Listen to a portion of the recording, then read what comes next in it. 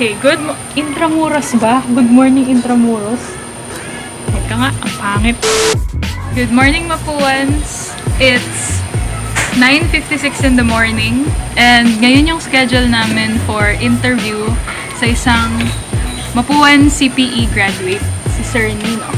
And makikilala natin siya mamaya. Okay. Si Ryan po yung kasama ko, early bird. Yan. Nagpe-prepare na po kami. So, dumating na po yung interview namin. Nauna pa po sa iba naming kagrupo. Hindi, vlog lang to, vlog. Pagod pa po siya, so let's just chill.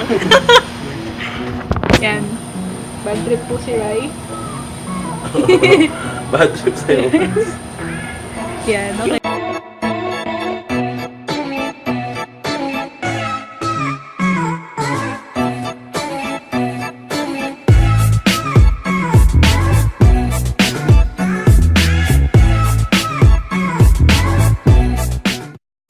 Okay na?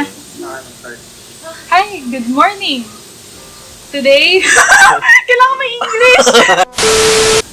Today, we will conduct an interview about anything related to our course, computer engineering. We have our special guest, Professor, Engineer, Nino Sangalang. And Hello, good morning, good day. good morning. Okay. So, can you tell us a little something about yourself? Okay, so I'm Professor Sanggalang and I'm currently teaching in senior high school department as a part-time instructor for 4 years already. And I'm also doing an industry work related to software automation testing at Makati. Okay. How old are you now? I'm 26 years old. I just had my birthday last month. Belated happy birthday po. Okay. So, what university did you graduate from? I graduated from Mapua University last What an 2016. Last 2016. Okay. So, as a Mapuan, what can you say about our school? As a Mapuan, I'm really proud of what this university taught me and my colleagues as well, because the school really honed us to be the best version of ourselves, and especially in all the challenges that we're experiencing as of the moment, especially in the industry. You will experience a lot of challenges, especially the things that you will learn from the very start. Just like in Mapua, there are a lot of challenges that we students really need to study a lot. So I think that's the edge that we got from Mapua. And especially the term diskarte. Yes, I think yan din yung na-embody ni Mapua for all the graduates. Thank you, sir, for that very inspiring answer. So, what exactly is the job of a computer engineer? What does Actually, there's a lot of jobs that you can apply as a computer engineering graduate. Because, for example, in Mapua, we have a lot of specialization or tracks that you may apply for. For example, you can apply for .NET, for example, in programming C#, and then Unix, so that's for security, and for system server, and then robotics for hardware naman, microelectronics, embedded system. So there's a lot of possible jobs that you may apply, since I think the edge of a computer engineer is that you can explore all the fields in hardware and software industry. Yeah. But it depends upon the graduate if which field will you choose. If you will be taking a hardware or software development. May we know, sir, kung anong track po yung kinuha niyo? Okay, I took robotics and mechatronics, which is very different from my job as of the moment. But I'm not closing my doors for that. Yes. I wasn't able to push through that because most of the companies who are offering robotics and mechatronics are far away. And I am not prepared for that as of now. That's why I focus myself to software development, especially in software automation testing. Okay, sir. Thank you po. What made you want to pursue this course? Actually, when I graduated from my high school before, I intend to take mass communication because I want to deal with production, management, stage development, something like that. Parang layo. Yeah, sobrang layo. But since my parents really want me to study in Mapua, Napilit. napilit. Okay. Then from that time, yan, I try to love what I'm doing. So we can learn how to. Yes. That's why I think sa batch nyo, if ever napilitan kayo, try to learn and love what you will be doing in the future. And especially programming. I think most of you are afraid of that. But when you study about that, I think you will learn and love that course. Okay.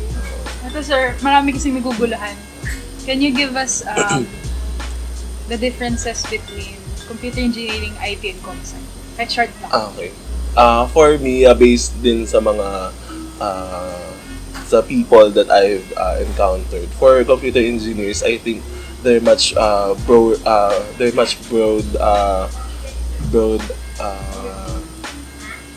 offering or broad industry that you can that we can enter. And since we are exposed to software and hardware applications, and since there's an engineering term, there's more analytical enhancement to all the students who will be taking computer engineering. And as for example, ComSci, they're much more dealing with the framework, the system itself. But again, it depends upon the students of what will you pursue in the future. And then for IT, software development, networking, those are some of the fields that focuses on these three programs. Okay, but again, it depends upon the students of what will you or want to pursue. Yes, or what is your desired interest that you want to take. Okay, sir. For you, sir, what are the skills, traits, or knowledge that we need to have in order to become a successful computer engineer? First, I think you need to have a great analytical skills. Okay, sir. For you, what are the skills, traits, or knowledge that we need to have in order to become a successful computer engineer? Okay. I think first you need to have great analytical skills. Because for example, you receive a problem, so you will think of solutions or great solutions that you will solve on how will you solve the problem. Okay? As a computer engineer, you need to think of the fastest and efficient way on how can you solve the problem. Okay? That's why there's an engineer in the computer engineering program. Because when we say engineer, diba, you need to solve problem. Diba? You need to be help to the solution. Okay? So that's why if you have a great analytical skills, you can manage on how to be a great computer engineer. Thank you, sir.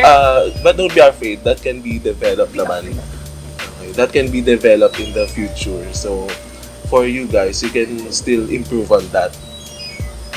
Ba't parang pinapagalitan ako? Pwede na. Because sir, accomplishments, sir. Can you share with us some of your accomplishments as a computer engineer? So since I'm in the industry for almost 4 years already, I think my accomplishment, for example, in the industry, so I was able to handle projects, software projects. When we say software projects, these are the project timeline of the release of the development itself, the testing itself. So I was able to explore the software engineering cycle when it comes to planning, development, testing, and the implementation of the applications. Okay. So another one, I think, for as a software automation tester, I was able to identify a lot of defects, bugs for a certain application, okay, which is very rewarding for me because as a tester or software automation tester, you need to really identify defects or bugs in a certain application. When we say defects, these are some of the misbehaviors in the application. For example, there's a text box. So is it working?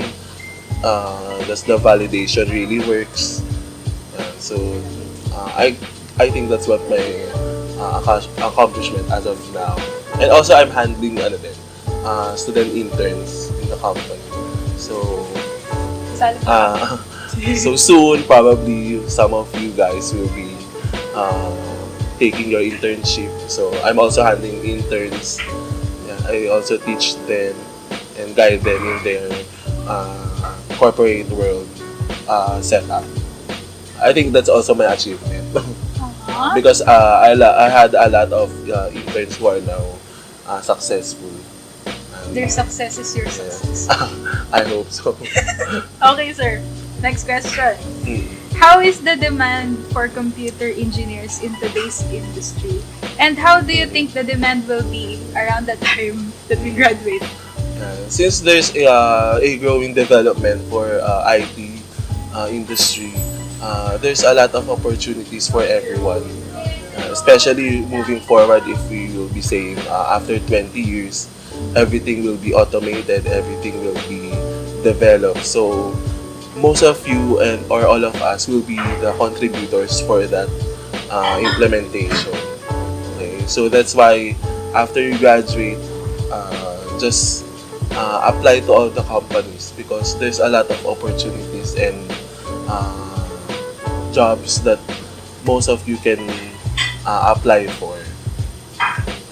You will never be yun nga sabi nila, parang hindi kayo mawawalan when it comes to into this industry, correct? Innovation is inevitable. Okay. So sir, ito, medyo na question. How's your pay? How's the pay? How's the pay? Syempre, for fresh grad, here in the Philippines, don't expect too much. Yeah, okay, but if you progress your work, you have a good performance in the company. So, for IT industry, there's a great opportunity to have a good salary for everyone. Di ba nga kaya there's a lot of career shifters. Thank you. There's a lot of career shifters who transfer to IT industry because the pay is really good. Pero pag sa computer engineering, you need to be patient.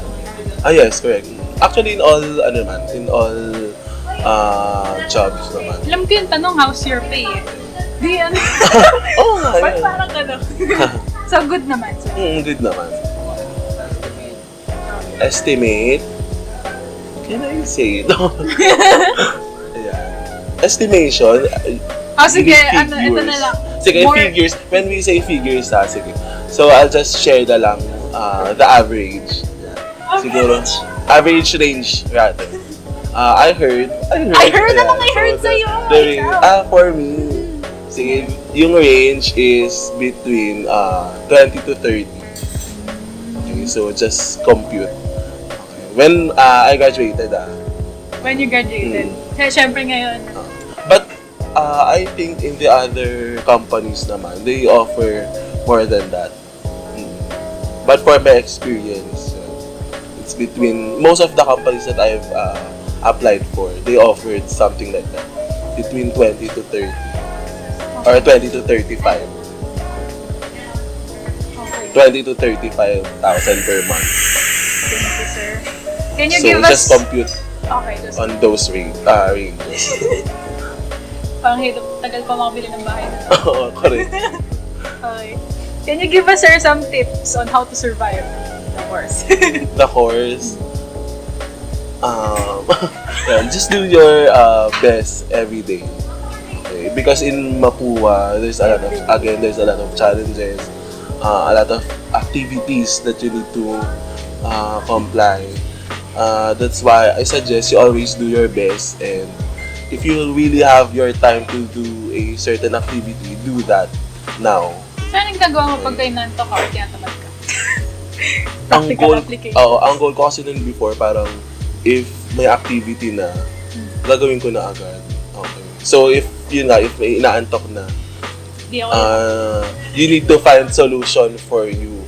Okay? Kasi on my end, nag-work yung coffee,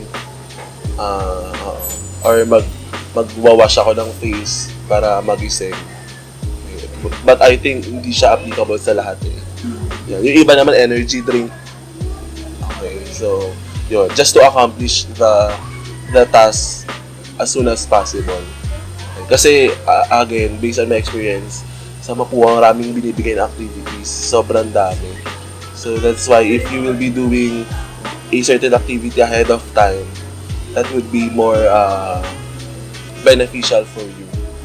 Lalo na kung nagsabay-sabay yung quiz, diba? So, at least di tayo magsisisi na that pala ginawa ko to last week. Ito, sir, most unforgettable memory In Mapua. during your graduating year. Graduating year? Siguro yung Japan ko. Japan! Yeah, so we had I'm the graduating class president during that time. Then, before that term, I urged my friends to enroll to that class and choose Japan as our destination. So, required talaga sa course namin to have an international OJT? Or I heard for your batch, yes. Pero nung time namin, we have option if we can select international or local. pero gastos niyo. Mm-mm. How Personal long? expense yun. How long yung Japan? 5 days. And everything is prepared naman because I prepared everything prior to that term. As in, lahat ng classmates ko, I informed them of the expected expenses, especially my mother din. And since Japan, I think we are the first batch ng ComEng na nag-Japan. Hindi ko lang sure yung mga past batches. Sa'yo naman ng Japan. Tapos sinabi ko, kunyari required. Kunyari, record. Okay, guys. Tip yun. Pero since I'm the graduating class president, so I need to be You there. felt like you deserved Yes. this. Okay. Sige, sir. Ito. Ang tanong kasi dito, can you still name all of your professors? Pero gawin na lang natin, kung hindi nyo man-name lahat, yung name lang ng maalala yung professor, tas isang adjective about them. Adjectives. Isang adjective. ComEng prof ba or... Tapos lahat ng prof nyo, naging prof nyo sa college. Hindi na tumatak. Sige. Ma'am Sabino. She's my algebra professor. Okay. Um, Adjective. Ganda, yes sir. Ma'am Sabino. Walang cut to. Oo. Excellent. She's one of the best teachers I had. Because I really learned a lot from her. And her teaching skills really shows her passion in terms of handling students. And that's why I really admire her, and all of the things that we had in her class, it really struck in my mind pa rin until now. Sige. Okay. Sino pa? Ma'am Lazaro. Terror. Naglagan. Terror, but she's really a great teacher talaga. Great professor. I've been with her for 2 subjects before. Two subjects? And pasado. Wow. Yan, kay Ma'am Lazaro. Sobrang may masungit kasi siyang aura talaga. Pero kaya naman. And super magaling talaga siya. Sino pa ba? Sir Pads. Hi, Sir Pads. Si Sir Pads, grabe. Ayan. So, si Sir Pads, ano ba? Exciting. Exciting kasi every meeting, parang kaming class, yung mga classmates ko, yung mga friends ko, we're excited of what we will be discussing, ano yung mga new lessons. Yan. Kasi si Sir Pads yung nag-open sa amin for programming. He's our instructor. For example, flowcharting, mga ganyan, pseudocode, C#. Yun. Okay, so exciting talaga. That's why every meeting parang, alam, magko-coding na naman. Anong gagawin natin? Pero enjoy naman. Enjoy naman. Sir C. SY? SY. Sa Techno niyo siya magiging instructor siguro. Technopreneurship. If you have something like that, na hindi ko sure. Challenging. Kasi there's a ranking in your class and it will be posted parang weekly. So parang you will be challenged talaga. Oo. Nakakaya talaga kung lowest ka. And every week you need to submit a good and developed project proposal. Ganon. Kaya hindi ka pwedeng pumasok dun na hindi ka prepared. Huwag ka na lang pumasok. Oo. Either huwag ka na lang pumasok or drop mo na. Okay. Pero syempre, yun, na-survive naman yun, tasers. Yun lang. Sila lang. Okay. Next, sir, ito. Did you regret anything in your journey as a college student? None. None? I really, no regrets talaga. I really enjoyed everything. And parang nung second year pa ako rin, parang I instill in my mind that everything happens for a reason talaga. So if, for example, you failed in a certain subject, there's a purpose on that. Okay? Or you need to work on yourself. Kasi baka there's something wrong with your study habits, your reviewing setup, ganyan. So, don't just blame the teacher, syempre, di ba? So, nasa student pa rin talaga. Kaya, all my years in Mapua are really Best years I had. I hope kayo din. Can you name some of the good companies na nag-offer ng magandang career sa field? Okay. Syempre, suggest first my company. Wow! Love your own. Yes, correct. Since they also offer software development, programming, testing, network, and everything related to software engineering life cycle. Next company, my previous company, Accenture. In Accenture kasi, you don't have your option kung saan ka ma-assign or what skill will you be trying to work on. Okay, there's a boot camp or training that they will facilitate for you to grow on that certain area. So they want you to be well-rounded. Correct. Okay, so for my experience, for example, I was assigned to COBOL programming, which I don't have any background, I don't have any knowledge about that. So they trained me for 1 to 2 months. Then after that, I was assigned to a certain project and I was there for 2 years as well.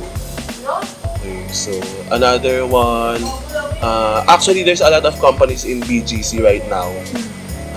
In4, they have a good reputation. FactSet. Okay. So actually there's a lot. IBM. Ano pa ba? MySys. But I think they already changed their name eh. Ayun, again, when you look for a certain company, just look for your growth. Don't just look for the figures. Kasi if there's a good paying opportunity but you didn't grow as an individual, so wala ring sense yun. Okay, so just look for the company that who can help you grow on your particular field. Ayun.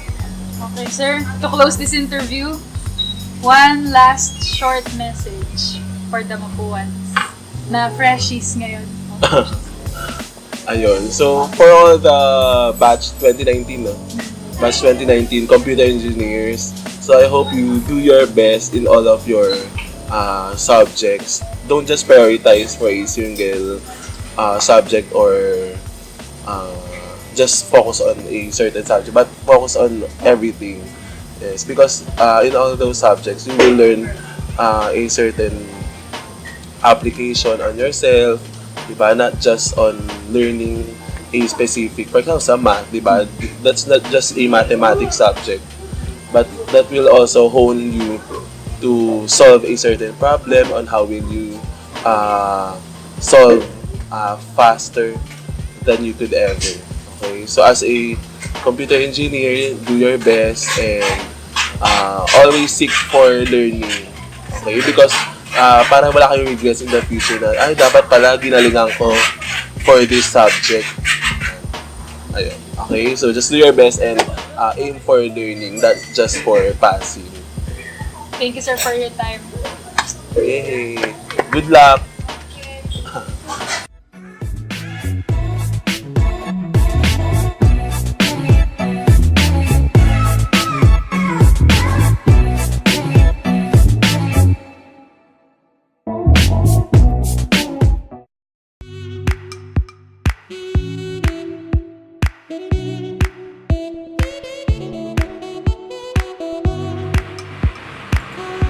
No textures daw. Please follow. Hindi na makulay. What? Oh shit. Magagawa ko naman. Wait lang. Wow, anong video ah?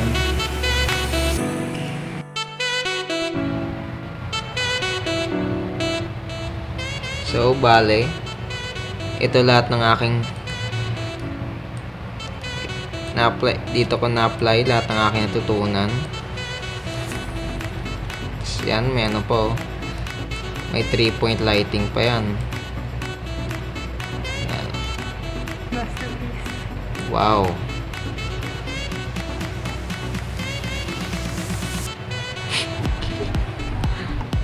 Tapos, kung titignan natin yung shading, may texture pa yan. Hindi kita sa phone ko. Kita na kita. Yun o. Texture ng balat. Yep.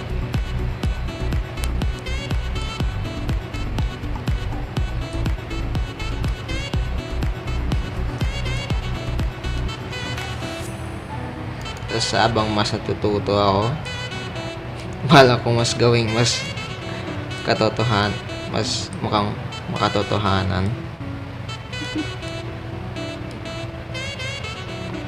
Wow. Ba't nasunog yun to? Hindi yan nasunog, wala lang lighting. Okay.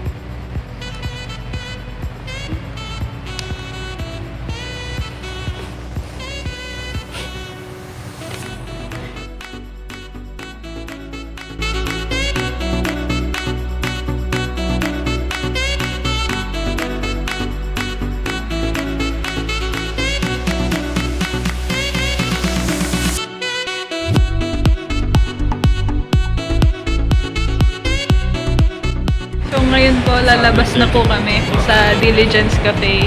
Kasi po hindi na po namin kayang magbayad ng extra hours dito. 80 pesos per hour. Yun. Kaya mamatay na po. Lalabas na po kami. So yun po si Hosto na gipit na po.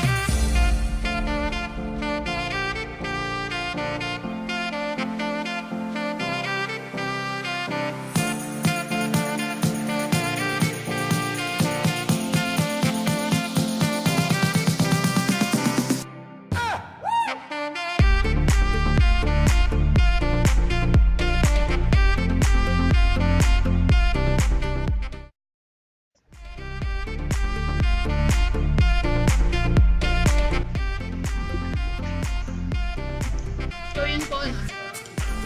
Nahantay po namin sila yung Ariana at Miguel para simulan na ang aming first ever episode na magkakasama. Dahil po, sobrang busy namin sa ibang subjects. Wala na po kaming time na magsama-sama lahat. Dahil po dyan, yung Sunday po namin, sinacrifice na lang namin. Yung Sunday po namin na dapat nagbabanding kasama yung pamilya, nagpapahinga, ngayon na lang yung ginamit namin para mag-vlog. At bukod pa doon, pag-uusapan pa namin yung project namin sa Python. Sa Python, na 4 days lang, Thursday, 5 days lang yung binigay. 3. 3. Ha? What 3? Hindi kasama yung presentation ko. Okay, 3 days lang po yung binigay. Ganun po ka-stressful po yung life namin sa mga prof na walang konsiderasyon.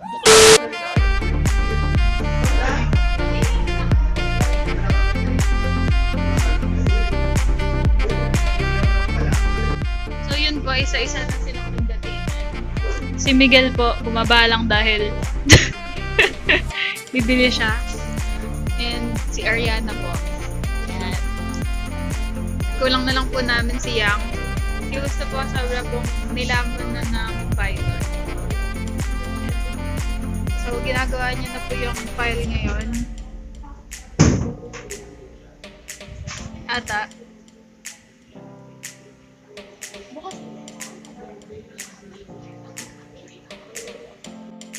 Hi guys.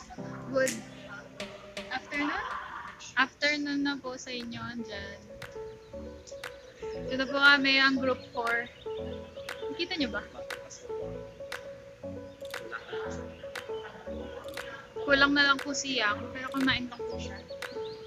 So ngayon po, pag-usapan po namin yung latest project po namin, Python, Object-Oriented Programming po. So binigay po ng module ni Sir, JavaScript yung language na ginamit. Pero po, ang challenge namin ngayon is to use Python as our tool to create an object-oriented program.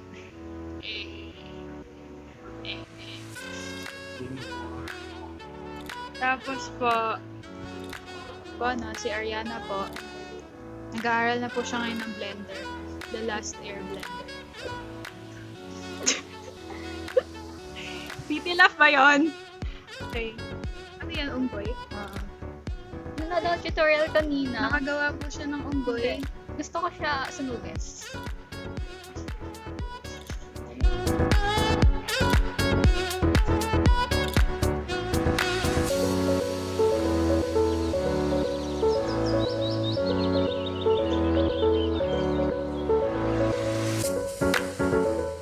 Paano pag yung next part mo?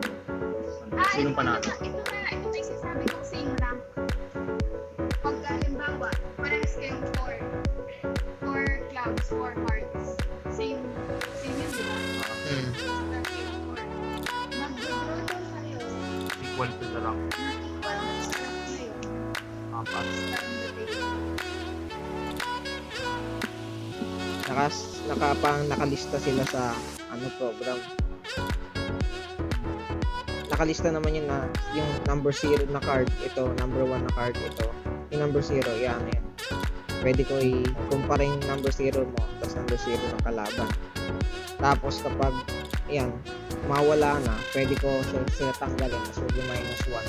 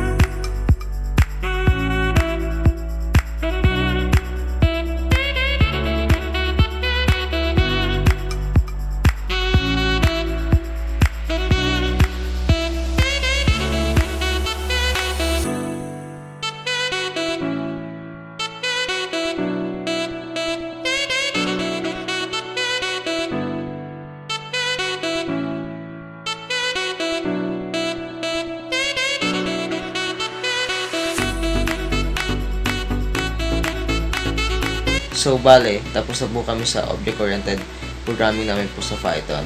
Nakagawa na po kami ng mga classes para sa card game. Meron na po kaming game, cards, deck, player, and pile. Meron na po kaming running game. Although, sabi ni sir na kahit dalawang classes lang pwede namin gawin, kahit partial lang. Pero nagawa po namin na gawin yung buong game. So, let me just run you down through the codes. So for our final game of war, we have classes such as cards, deck, player, file, and of course the game. For starters, we added classes with names. First, of course, we start the game by asking the player at we activate the function game.start game, and this activates this looks for the player input if the player would like to start the game. If he says yes, then the game will continue. If he says no, it will just keep asking again and again. Next, we'll ask for the player's name. It will be saved in the variable name1, and then the player will be identified using the player class with that name. The same goes with the file. File 1 is for player 1, file 2 is for player 2, and then that build is going to build the deck in the build function of the deck class. Here, the way we build the deck is we created first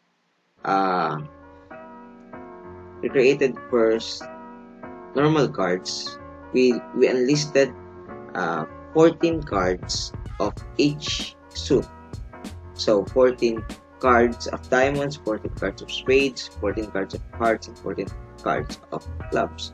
We listed them down until it formed 52 total deck of cards, which will be appended to the class. Which will be appended towards the class card. Where here we have suit and value, and set that suit is equals suit, set that value is equals the value. It will be added to that when we build the deck. Where is it? Here. It will be appended for every card of, let's say, diamonds of 1, added to it will be added to cards with a suit and a value, and it will be appended to uh, self that cards which is in the deck. So if, let's say, the suit of 1, the number of 1, the value of 1 with the suit of diamonds will be saved in self that cards 0, like that. Self that cards array of 0, self that cards array of 1 will be diamonds value of 2, like that. And when next is to say that it will be building the deck, and then the shuffle. For the shuffle function of the deck, what we did is for I in range set that cards. So we will start at the number of cards. So let's say 52, and then we get a random number. Let's say the third card and the 52 card, they will be switched. Except that cards I, except that cards R will be switched with each other. And then that will continue and counting down to 0 until cards will be switched and it will be perfectly shuffled. And then once we have shuffled the cards, of course, we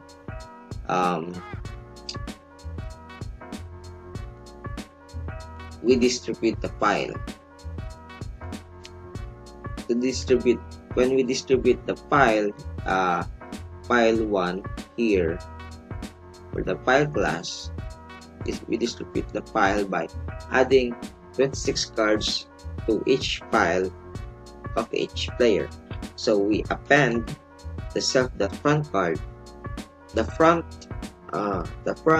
pile of each player. We will append 26 cards to them. And then next would be, after adding the pile, here we input that when we win, that once the winner is created, we just stop the loop of the game and the game will be over. So we will print the number of cards of player 1 in pile 1, print the number of cards of player 1 in the end pile, and the same goes for player 2. And then we will ask the player, does the player want to draw a card? If yes, the player will be drawn a card. If no, it will be asked again, would you like to draw a card? Now, when we draw a card, so let's say player 1 will draw a card, it will go to the player class draw card function. If the player that calls the card is player 1, then he will be drawn a card from pile 1 draw card. He will be drawn into his hand pile 1 draw card. The variable that will be returned from pile 1 draw card, is here. It will pop a card from the pile of player 1, which will pop means that it will remove the card and it will return that card towards the append to the self that card, and the player will be given a card. Same goes for player 2. Here we get the value of 1. Value for player 1, the value of the card of player 1, and then the value of the card of player 2. We get that by player that get value, so player that get value. For C in self that card, we get the value. Get value is equals to C dot get value, and we return that get value. So when we see that get value, we will go back to the cards here and get value. We will just return the self that value in the array of the self that card. So if that set that card as a set that value of 2, it will return that. And then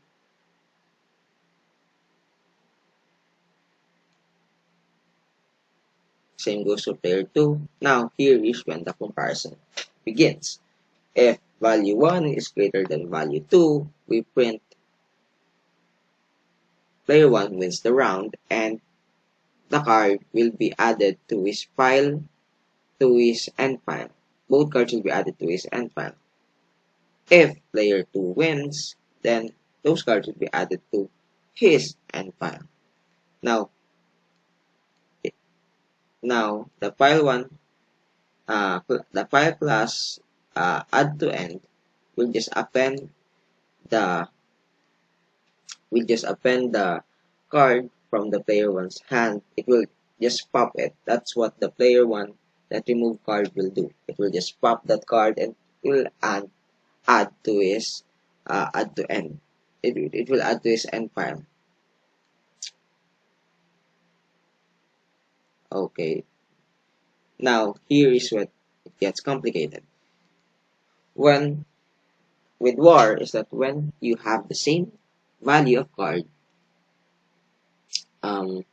if you have the same value card, you have to draw the same amount of value, and the card that you draw at the last time will be the card that you will compare. For example, if you draw three cards,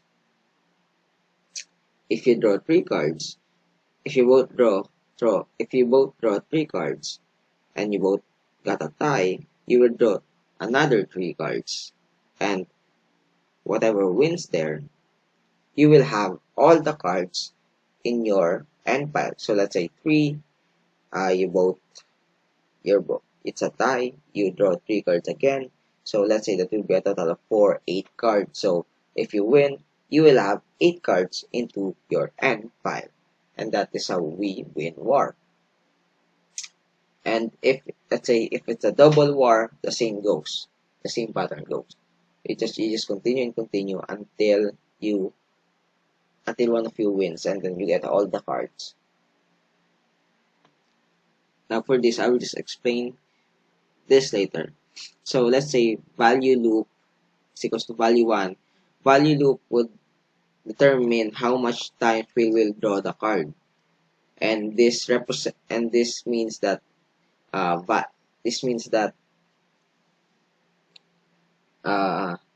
the number of times we draw a card would usually be value 1 for the beginning anyways.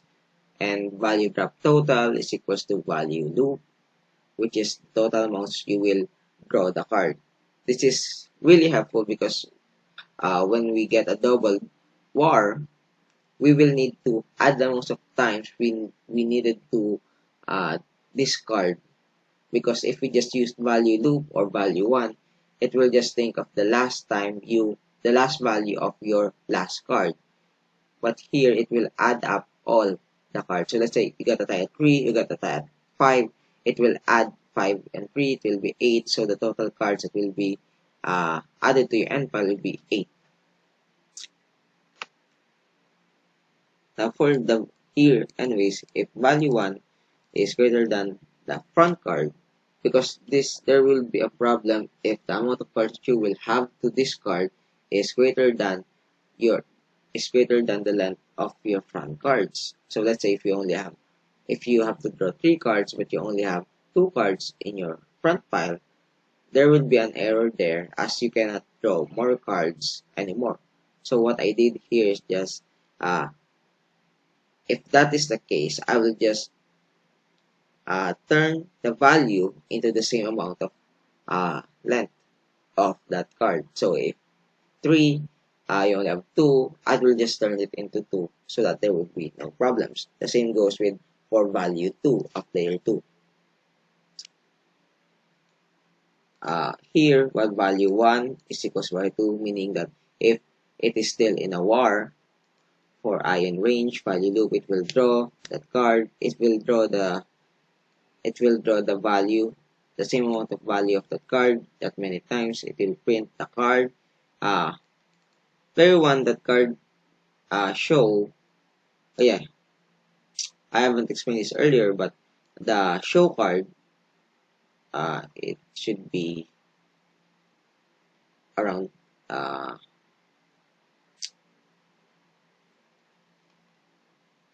here. Player 1, that card show, that function allows you to, for C instead of that card, see that show. It will just, and then for C, let's say the suit and the value, see that show, it will pass on to card the show function. So it will, normally it will just print the self-dot value of self-dot suit. So let's say I will just do a demonstration with the game. Yes, let's say Ryan and then Bert. You will see here that, yeah, we have 26 here, 26 here. So if we draw a card, I say yes. You will see here that my card is 2 of diamonds, the same format here. Worst card is the 10 of diamonds. Bert wins. I have 25 cards in my pile. I got 0 in my end pile, and then Bert won those 2 cards and replaced it on his end pile.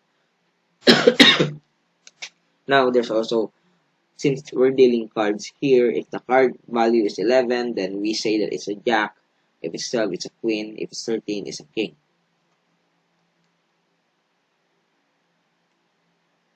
And then it's just same goes with value. Player 2 card show for war. And then if the value 1, oh, the difference with just the player card show war is just that player show war is that it will continually show the card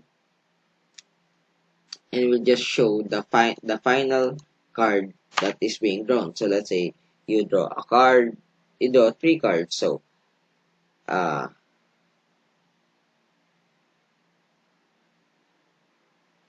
you get you you you show the first card, which is 0, but you don't return it. You show the second card, which is the first array, which is, and then you don't return it, but the card that you draw last would be shown, which is C underscore final. It will just print C underscore final.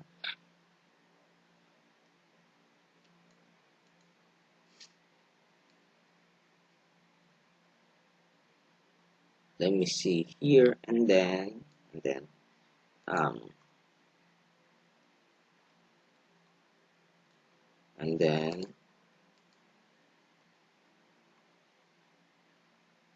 yes, show. Then we compare the value again. If value 1, if the value 1 is greater, player 1 wins. If the value 2 is greater, player 2 wins. If it's war, then if it's war again, and then we add the value drop total, which is the total amount of cards you will add to the end pile, and the value loop will be equals to value 1 again, because that will be the amount of times you will draw again.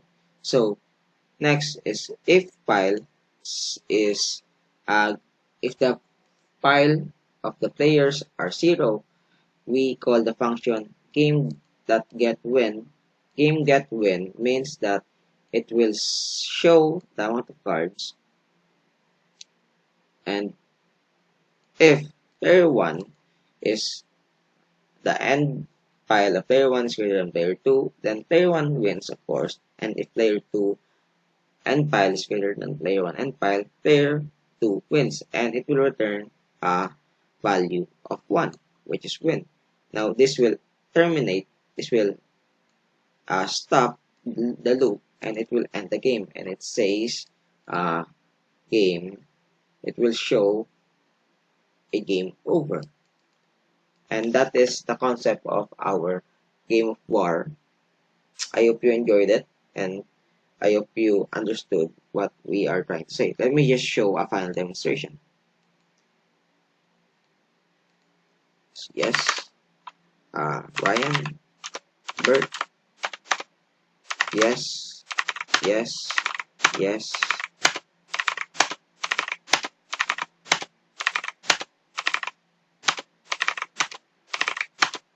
See, as you can see, cards are being added. And here we got a war. We have the same number of cards. I got 8. And then for the second, I got 8. Bert wins. And he gets the cards from 18 to 24. Now, since we have no front files, we compare the end files, and it seems that I have more cards in my end file, so I win. And that's game over. So, thank you very much.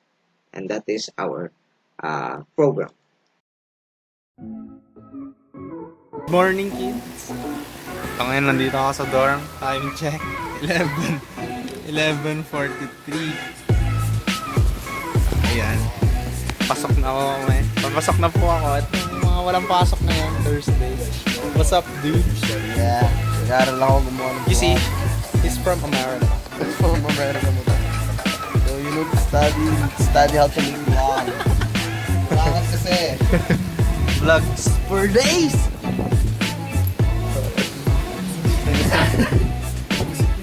Here's Barney.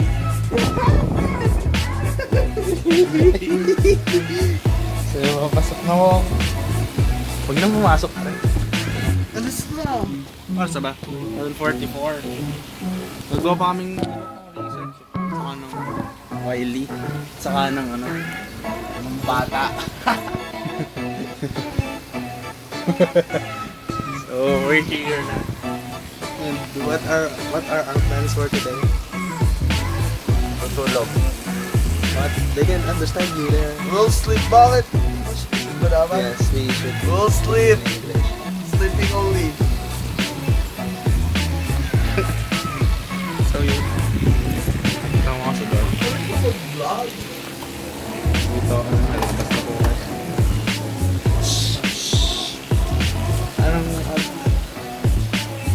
Wala akong pumasok. What's up? Here's Kuya Ted. Kuya Diego. Diego Prince. You see, he's a big fan of How I Met Your Mother. Yeah, How I Met Your Mother is one of my favorite TV series. I'm already in season 7. Ginagawa mo, JB!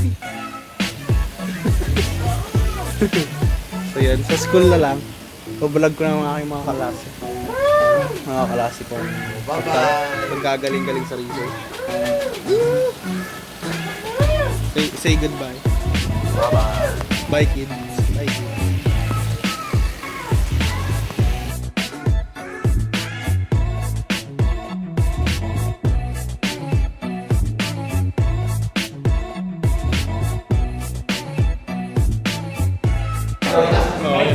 Vlog. Live ko. Nasa room na po kami. Ito ang mga tropa.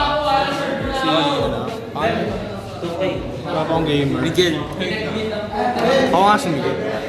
So yun, ang hirap mag-vlog. Ang hirap maging interesting na tao. Ikaw ba? Nahirapan ka maging interesting. Wala nagkakagusto sa atin. Ay, nahirapan ka maging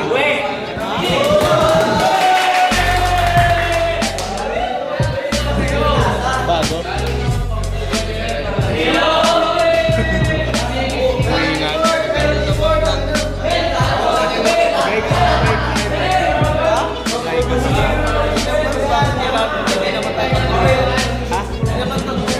Ano?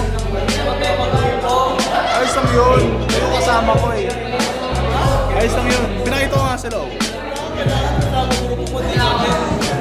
Eh? Ayos lang yun. Nasa school tayo. Meron na kaming ganun. Hindi kailangan mo yung individual. Magkagrupo ba kayo ni Ivan? Oo.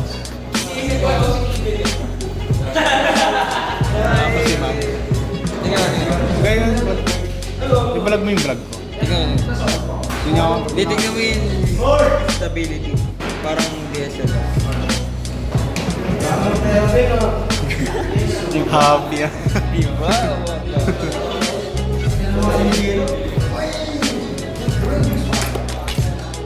Hirap maging interesting.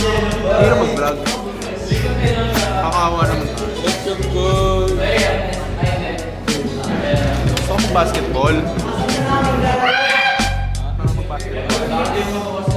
Tama na yan. Tama na. Mamaya na lang.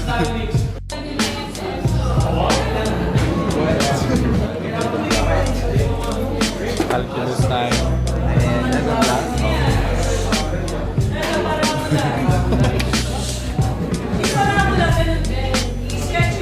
Papasa tayo. Papasa ba? Hindi ko kasama mga group ko. Dito ko nakaupo. So random.